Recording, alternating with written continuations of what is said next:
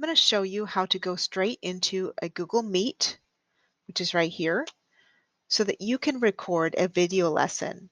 So in this case, I'm not meeting with my students. I'm the only one here in my meeting, but I'm using it to record. So I'm going to join or start the meeting. I'm going to give it a name and I'll hit continue.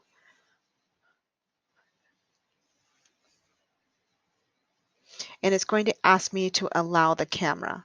So it's going to record right here automatically into a folder that it automatically creates called Meet Recordings.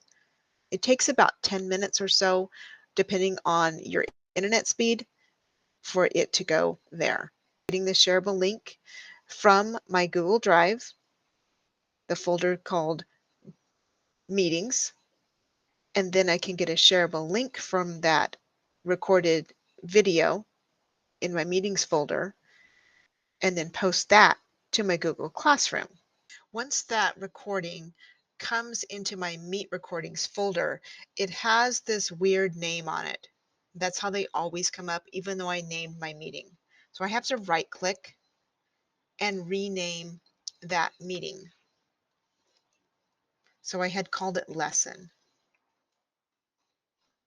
So sometimes when you're recording a lot of Google meetings or got a lot of recorded lessons, it's going to be difficult to find them when they all have this weird machine language kind of name it gives it.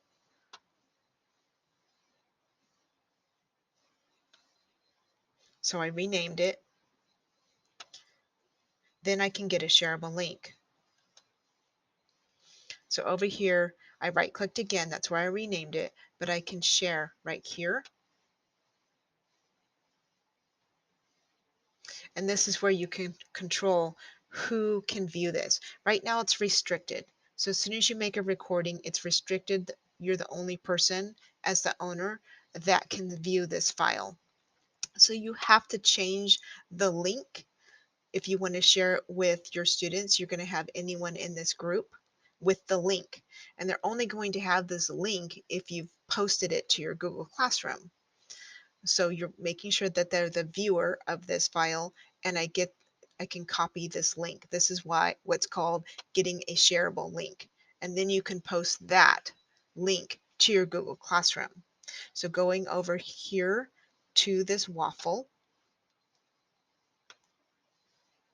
going into Classroom, add it as materials if you wanted it to be something that they view.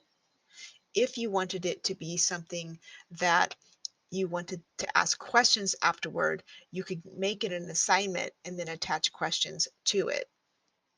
You're going to add that shareable link that we just copied. I'm going to do Control V to paste that shareable link there, and when I add the link, you will see there's the lesson. It has the same name, and you can see that it's a video. I want to show you some host controls that are brand new to Google Meet. What I wanted to show you here is the host controls. So I turned off my camera for the Google Meet so that it wasn't conflicting with my camera on Screencastify, since it's using the same embedded camera on my laptop. Here are the brand new host controls. Quick access when turned off, that's this. Everyone who isn't invited must ask to join. Over here it says share their screen. If your students are doing presentations with you in your distance learning piece, you would let them share the screen. Otherwise, you can turn that off so that they're not sharing the screen when you're trying to teach. In addition, you can decide if you are allowing chat messages or not, so that you can have control over students talking to each other and interrupting the lesson. You can turn on or off captions if you find that useful for your students, so that they can see exactly what you're saying.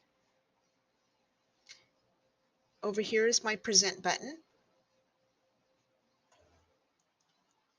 And on the three little dots, the little snowman, is where you can cast this meeting, such as to your ProWise device.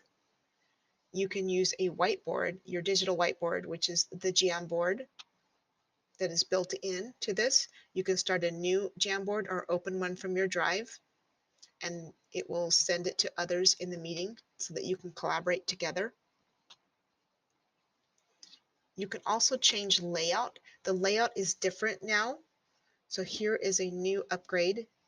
So in the tiled view, you can choose up to 49 participants so that you can see everyone in the meeting on one screen.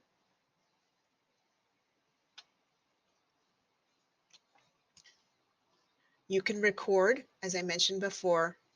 You can do full screen. You can turn off the captions. There's other settings here, which is those same host controls that you saw over here, the same ones.